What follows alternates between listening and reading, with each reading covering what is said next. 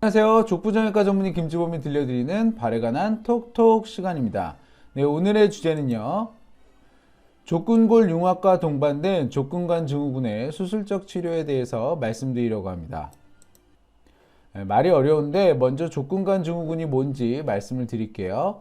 족근관이라고 하는 것은 발바닥 신경이 지나가는 좁은 공간입니다. 이 좁은 공간은 두꺼운 막으로 쌓여 있기 때문에 잘 늘어나지가 않아요.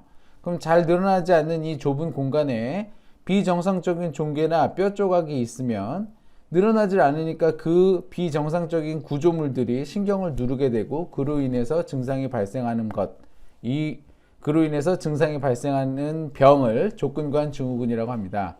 이 그림에서 다시 한번 좀 설명을 드릴게요. 발목의 내측에 이런 족근관이라는 공간이 있습니다. 바깥에 두꺼운 막으로 둘러싸여 있어서 잘 늘어나질 않고요. 정상적으로는 동맥, 정맥, 그리고 이렇게 신경, 이렇게 세 가지 구조물만 지나가야 되는데 비정상적으로 예를 들면 결절종, 물주머니 같은 게 생겼다.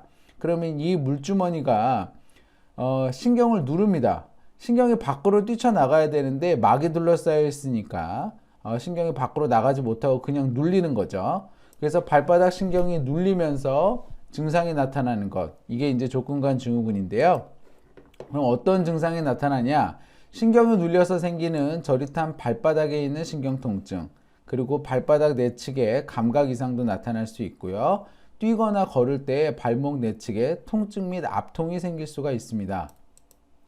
오늘의 환자는 족근골 융합이 있어서 족근관 증후군이 발생하였다. 말이 너무 어렵네요. 족근골 융합, 족근관 증후군. 근데 이제 하나하나 알아나가면 어렵지는 않습니다. 그래서 족근골 융합이 있어서 족근관 증후군이 발생한 건데요. 족근골 융합 중에서도 거골과 종골의 족근골 융합은 족근관의 내부에 위치합니다. 그래서 이 모형을 보시면 거골과 종골의 족근골 융합은 요 내측에 생깁니다. 근데 딱 요 부위가 족근관의 위치거든요. 근데 족근골 융합은 이 뼈랑 이 뼈가 거골과 종골이 부드럽게 관절로 움직여야 되는데 선천적으로 붙어 있는 것을 이야기를 해요. 그래서 족근골이 선천적으로 융합돼 있다. 그래서 족근골 융합인데 보통 융합이 되면서 뼈가 볼록 튀어나옵니다. 그리고 이 족근골 융합 때문에 결절종이 생기기도 쉽죠. 그러면 이 좁은 족근관의 공간 내에서 뼈도 튀어나오고 결절종도 생기니까 이 두 가지 구조물, 튀어나온 뼈와 결절종이 신경을 누르기가 쉬운 거예요. 그러면 아까 말씀드렸죠? 족근관 증후군이 발생하기 쉽고요. 이렇게 족근골 융합이 있어서 족근관 증후군이 저도 말이 너무 어려가지고 족근골 융합이 있어서 족근관 증후군이 발생한 경우에 단순히 결절종만 제거한다거나 신경만 풀어주게 되면 재발의 가능성이 생깁니다. 그래서 수술은 반드시 족근골 융합 부위도 제거를 해줘야 되고 결절종도 제거를 해줘야 돼요. 그래서 환자가 수술 전에 보시면 이렇게 CT상에서 족근골 융합이 있었고요. 수술 후 1년차에 족근골 융합이 잘 제거되어 있는 상태가 확인이 됩니다. 초음파로 족근관을 보면 수술 전에는 결절종이 이렇게 있고 이렇게 결절종도 있고 아래쪽에서 족근골 융합에 뼈가 튀어나온 부위가 눌리니까 신경이 작고 찌그러져 있는 모습이 확인이 됩니다. 그런데 수술 후에 보면은 결절종 없고요. 신경이 둥그렇게 이렇게 풀려 있고 딱 가운데 제자리에 위치해 있는 것도 확인이 되죠. 그래서 수술 후 1년 차에 족근골 융합 부위 잘 제거가 되어 있고 환자는 증상은 호전되어 있고 결절종 재발 안 했고 신경은 제자리에 잘 있는 게 확인이 되었습니다. 그러니까 수술은 성공을 한 거죠. 그래서 여기에 대해서 좀 더 자세히 알아보겠습니다. 자, 그러면 환자의 불편감은 어떤 것이었는지 자세히 말씀드리겠습니다. 오늘의 환자는 20대 남성이었고요. 4년 전 발목의 통증 및 발바닥 저림 증상으로 족근관 증후군을 진단을 받고 결절종만 제거하는 수술을 받았대요. 그런데 얼마 전부터 다시 재발하고 발목 내측이 다시 부풀어 오르고 증상이 다시 재발하여 제 외래에 오셨습니다. 환자는 증상은 무엇이었냐면 걷거나 뛰면 발목 내측이 아프고 발바닥에 저린 증상이 있다고 하였습니다. 이 저린 증상은 굉장히 특징적인데요. 이 족근관 부위가 이 부위거든요. 이 부위에서 신경이 눌리기 때문에 여기가 눌리게 되면 그 신경이 발바닥 아래쪽으로 쫙쫙 저린 증상을 나타나게 됩니다. 그래서 이런 족근관 증후군이 재발한 경우에는 항상 족근골 융합이 원인이 될 수가 있기 때문에 CT를 찍어보고요. CT상에서 발목 내측에 거골과 종골의 족근골 융합 부위 소견이 확인이 되었고, 초음파로 족근관을 봤더니 아래쪽에 튀어나온 족근골 융합뼈가 있었고, 그로 인한 결절종이 발생해서 신경이 제 위치에 있지 않고 밀리면서 찌그러져 있는 소견이 보였습니다. 그래서 환자의 문제는 족근골 융합과 이로 인한 결절종으로 인해 족근관 증후군이 발생한 거였습니다. 그래서 이러한 족근골 융합을 해결하지 않으면 재발의 가능성이 있다는 것을 환자한테 말씀을 드렸죠. 그러면 도대체 이 족근골 융합이 왜 족근관 증후군의 원인이 되는지 지금 차분하게 말씀을 좀 드릴게요. 자, 족근골 융합이라고 하는 거는, 족근골이라는 거는 뭐냐면 발에 있는 뼈입니다. 이 발에 수많은 뼈들이 있거든요. 이렇게 보시면 옆에서 봐도 수많은 뼈들이 있고요. 이런 발에 있는 수많은 뼈들이 관절로 다 연결이 되어 있어서 부드럽게 움직여져야 되는데, 선천적으로 발에 있는 뼈들이 붙어 있는 경우가 있어요. 이거를 족근골 융합이라고 합니다. 그러면 결국에는 관절이 제대로 형성이 안 돼서 관절에 문제가 생긴 거거든요. 이런 관절에 문제가 생기면 관절에 나와야 되는 관절액이 새어나오기가 쉽고, 그러면 그 관절액이 새어나와서 물주머니, 즉 결절종을 잘 만듭니다. 자, 그러면 거골과 종골에 족근골 융합이 있다고 생각을 해볼게요.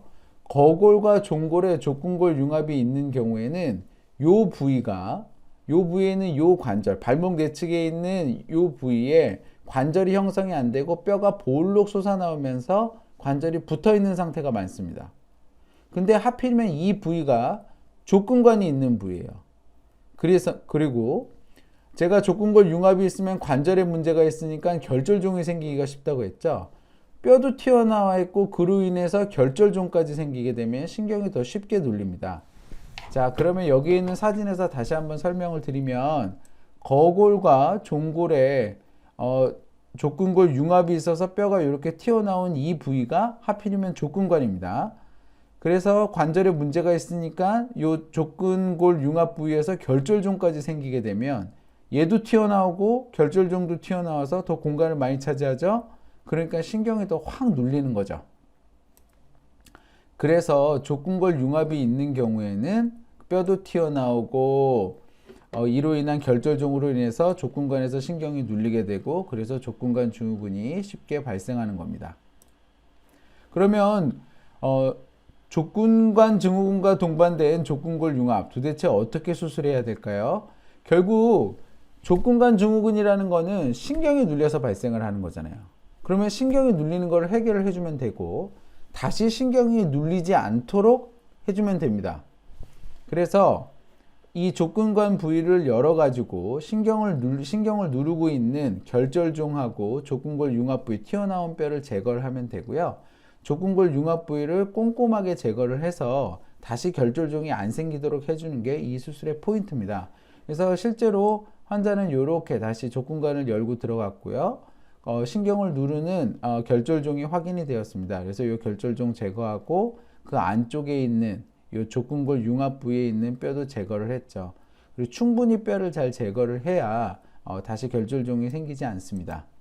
그래서 눌려있는 신경을 확인해서 풀어주고 누르는 구조물을 꼼꼼히 제거하는 것이 중요합니다.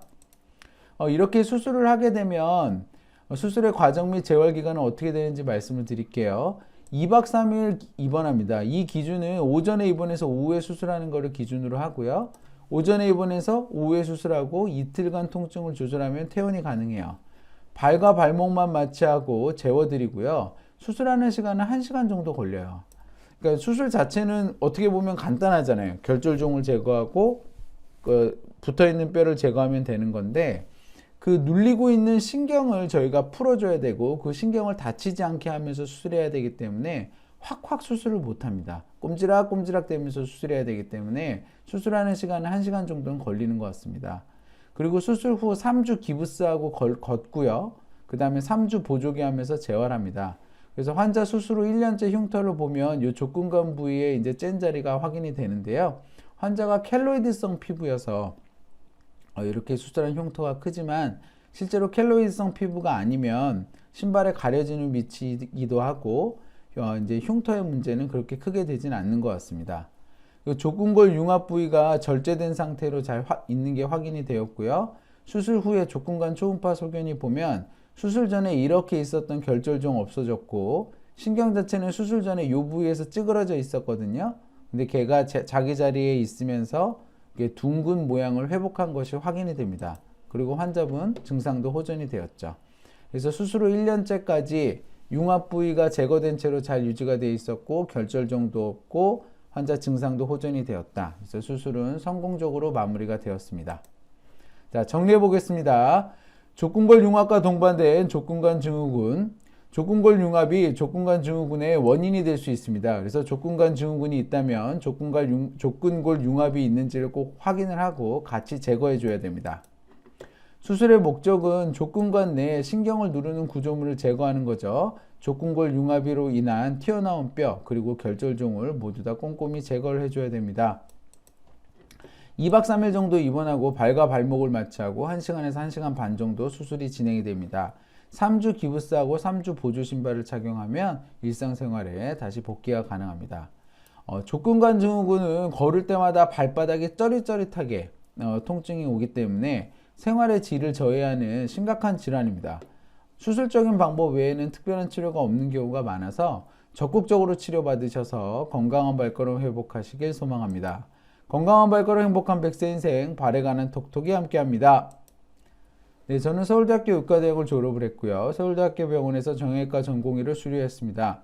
서울백병원에서 정형외과 교수를 역임한 바 있고 다수의 TV 프로그램에 출연해서 저의 의견을 말씀드렸고요. 이 동영상은 제가 환자분께 저의 생각을 좀 더 자세하고 자유롭게 말씀드리고자 제가 제작하게 되었습니다. 네이버 족보김지본 블로그에 오시면 더 많은 정보와 질문이 가능합니다. 경청해 주셔서 감사합니다.